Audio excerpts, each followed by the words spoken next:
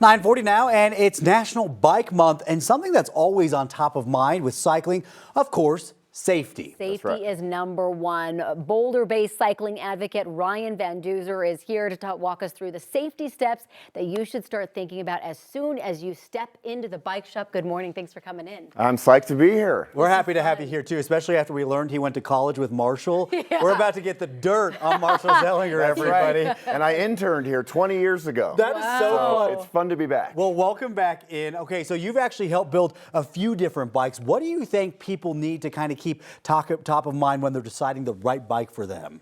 Well, you want a bike that fits you well, not only for safety reasons, but for comfort. And you want to feel, bikes are supposed to be fun, right? Right. And if it's not fitting you right, it's not going to be fun to ride it. So when you go into a bike shop, you want to make sure that you get a bike that fits right. So when you're standing over it, you want to measure your inseam.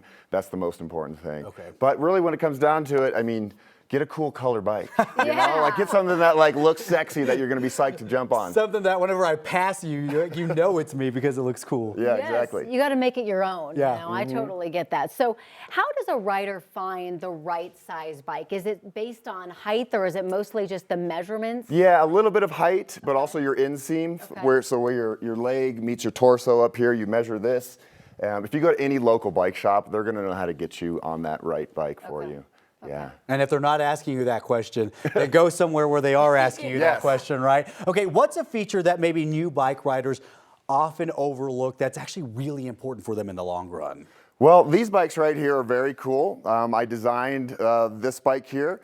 This has a Gates carbon belt drive, Gates, Colorado company. Yeah, so it's yeah. not a traditional chain. It never needs to be lubed. So low maintenance is what we're talking about here. Yes. This bike also has the Gates belt drive, but you want to have a bike that, again, is comfortable. So it's set up for what you want to do with it. If you want to go mountain biking, you're probably going to want to get like a mountain bike like this. Or if you want to just cruise and look cool, you want to get a cruiser bike like that.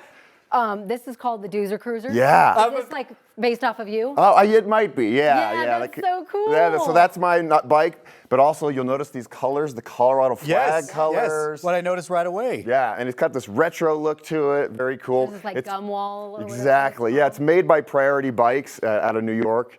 You can get them in Boulder, Colorado at Full Cycle. This is one of the oldest bike shops in Boulder, so yeah. Now, do you specialize in all kinds of bikes or like solely mountain bikes? So my preference is like mountain bikes to go on adventures with. You know, I just feel more comfortable on a mountain bike. You have the wider tires, a little bit more cush, and it's just fun. You get to ride on dirt. And when you're riding on dirt, you're away from cars. Right, Because, you know, as we all know, distracted driving, cell phones, all that kind of stuff, when you're on the roads, it can be a bit more dangerous. So I always look for dirt. Okay, good to know. Do you have any rides that you kind of recommend for maybe beginners Yeah. that wanna get out there? Rutabaga.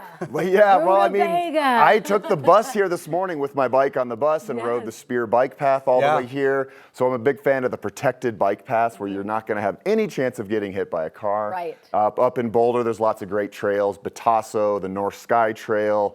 You know, Boulder's known for its bike friendliness, so we have a lot of protected bike lanes. I've actually never had a car in my life, so I ride my bike everywhere. You never have, do you know how to drive? Barely, barely. Do not trust me in a car. Because he's a runner and he's a biker, so we know he knows how to get around. Yeah. Okay. Yeah. Very interesting. I got my license at age 32.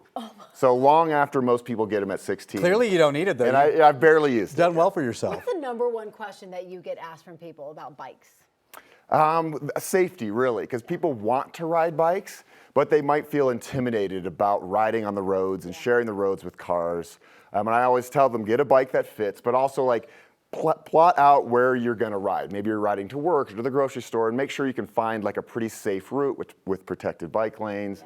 And stay away, far to the right, and be visible with lights and reflectors and stuff. Always wear the helmet too, yeah. And the helmet, yes, I have my helmet right here at all times. I love it. Okay, Ryan, if we want to live vicariously through you and your adventures, you're a YouTuber. Where can people go find your videos? Duzer TV, youtube.com/DuzerTV. I make bike videos from all over the world, and the goal is to inspire people to ride their bikes and have fun. Because when you think about some of your best childhood memories, that's when you learned how to ride a bike, right? Yeah. And you feel that freedom. Well, I still feel that freedom. And then you could potentially get a bike named after you, like the Duzer. Exactly. All right, y'all. I don't feel like mine would be very cool. Like what rhymes with Chavez? I don't know. We'll think of something. We'll let Ryan decide that. I'll make one for you.